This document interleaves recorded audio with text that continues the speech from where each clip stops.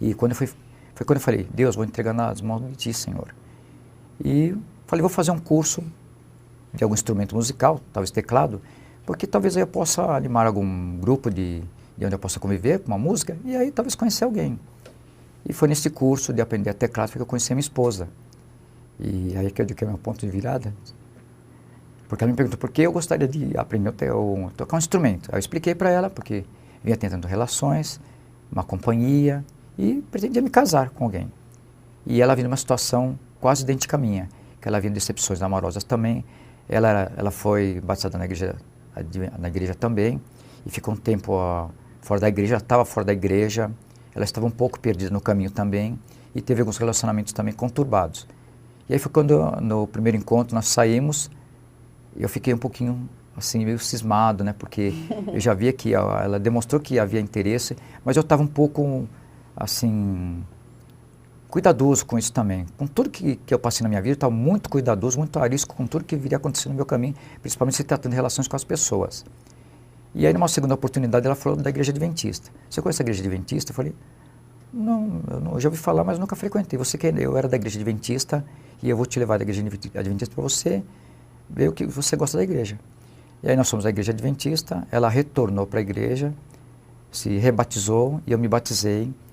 E aí acho que foi que nós já havíamos nos casado também antes, né?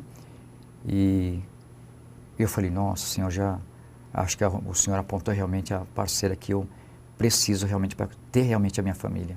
Agora, Fernando, uma coisa é Deus abrir para você as portas, te deu um emprego, te deu uma dignidade, te deu uma esposa, né, que você tanto procurou, tanto esperou. Agora, alguém que de repente pode estar ouvindo a gente, né, com aquele olhar assim, mais crítico, mais cético, pode de repente pensar, esse camarada não teve experiência nada com Deus, ele foi para essa igreja só porque arrumou a esposa dele que era dessa igreja.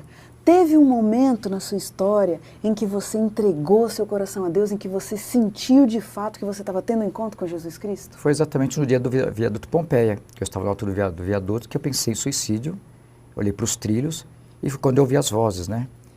Calma, você nem terminou de descer a ponte. E eu falei, nossa, eu estou ficando louco, não é possível. E eu olhei em volta, não vi ninguém, só via carros passando nas minhas costas. E eu segui a orientação dessa voz, desci a ponte e eu vi um prédio que não tinha nenhum informe sobre emprego, nada, né? Eu entrei nesse prédio, numa empresa, e conversei com o rapaz da minha situação. E o rapaz também era um seguidor da palavra também, só que era de uma outra, eu não sei exatamente de onde ele era, que eu não me lembro. Me lembro muito bem o nome dele, que era Alípio, e eu expliquei a situação para ele, ele falou, você precisa de ajuda. Então você não tem condições de responder o questionário, eu vou te ajudar, e amanhã nós iremos colocar placa aqui sobre precisar de um auxiliar de escritório aqui. Olha, mas você Mas está precisando... interessante isso, né, Fernando? Porque você estava há poucos minutos pensando em tirar a própria vida, exatamente. E agora, de repente, você encontra alguém assim tão solícito, né, que se dispôs a te ajudar. Como eu costumo dizer também, foi um anjo que Deus colocou no meu caminho, né? Porque ele não sabia da minha história, eu contei, ia colocar a placa para auxiliar de escritório no dia seguinte, né? E ele falou, não vou colocar a placa, e você precisa de ajuda, eu acho que você tem condições de trabalhar assim aqui, não tem condições agora, da forma que você está, com fome, né? Sem dinheiro, sem roupa. E no dia seguinte eu comecei a trabalhar, e o próprio chefe do setor me deu um dinheiro, um adiantamento, para que eu fosse pagar onde estava pensando meus documentos e roupas, para que eu fosse legalizar minha documentação dentro dessa empresa e ajeitar minha vida também, né? Foi nesse ponto que eu acho que realmente Deus, eu falei, realmente Deus é quem está me orientando e dizendo qual é o caminho, qual é a verdade, qual é o caminho real para eu estar bem, né? Foi nesse ponto aí. Eu não tinha uma igreja, mas tinha o Deus que realmente me indicou o caminho da verdade, né? É tão bonito isso que eu fico impressionada com essas histórias de reerguimento. É que Deus, Ele é caprichoso, Ele pega aquela pessoa, né, que estava estraçalhada, que estava ali carente em todos os sentidos na vida, e Ele vai juntando os pedacinhos e Ele vai erguendo de novo aquela pessoa. E olha aqui você hoje, diante da gente, com toda essa dignidade de um filho de Deus. E através da sua profissão hoje, que ministério que você tem desenvolvido? Eu atualmente trabalho com as crianças na educação infantil, né? Eu fico muito feliz por isso, que é raro também ter professor, homem, trabalhando com crianças pequeninas, né? E até foi um outro caminho também de luta também, porque existe um preconceito também de homens trabalhar com crianças pequenas, no sentido da pedofilia, ou sentido que já até questionaram também o homossexualismo, né? Eu tive que, com o tempo, as pessoas também não se preocuparem com isso também. Será que era pedófilo? Será que é homossexual, né? E com o tempo deixar as coisas acontecerem. Mas sim, acreditar no meu trabalho, que Deus, acredito, que me indicou para esse caminho também, de fazer esse trabalho com as crianças também, né? Que coisa bonita isso. E como que seus pais te veem hoje? Meu pai já é falecido, né?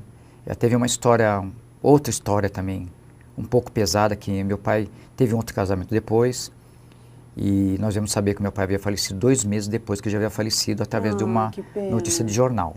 Puxa vida. Porque, por não acaso, teve oportunidade. Em que fase da sua vida que ele faleceu? E foi em 2007. Mas ele teve a oportunidade de te ver, inserido na sociedade? Infelizmente, meu pai, a única pessoa que estava tendo contato pouco antes dele falecer era comigo. Por causa do casamento que ele, segundo casamento que ele teve algumas complicações com uma filha dele, que se envolveu com drogas também. E alguns amigos e os próprios meus familiares tentaram dar algumas orientações para ele, e ele não quis mais saber de contato com ninguém na família.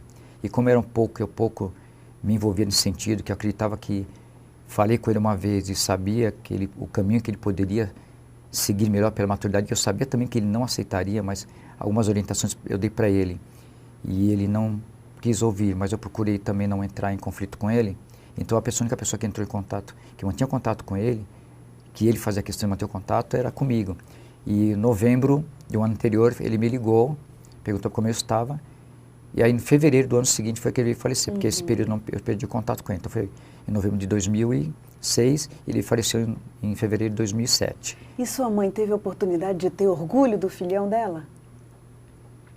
Nós mantemos contato algumas vezes, né?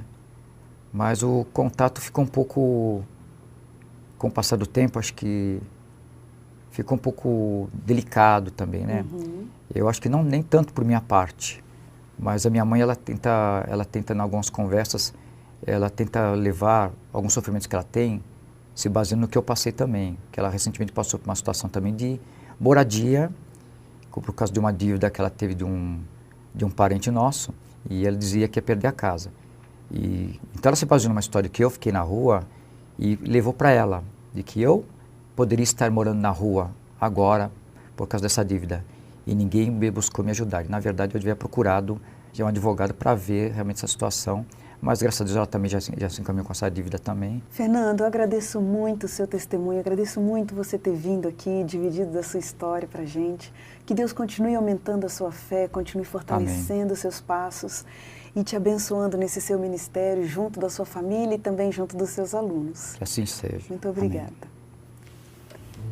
E a gente termina o programa 180 Graus, o ponto da virada de hoje, feliz por essa história tão linda.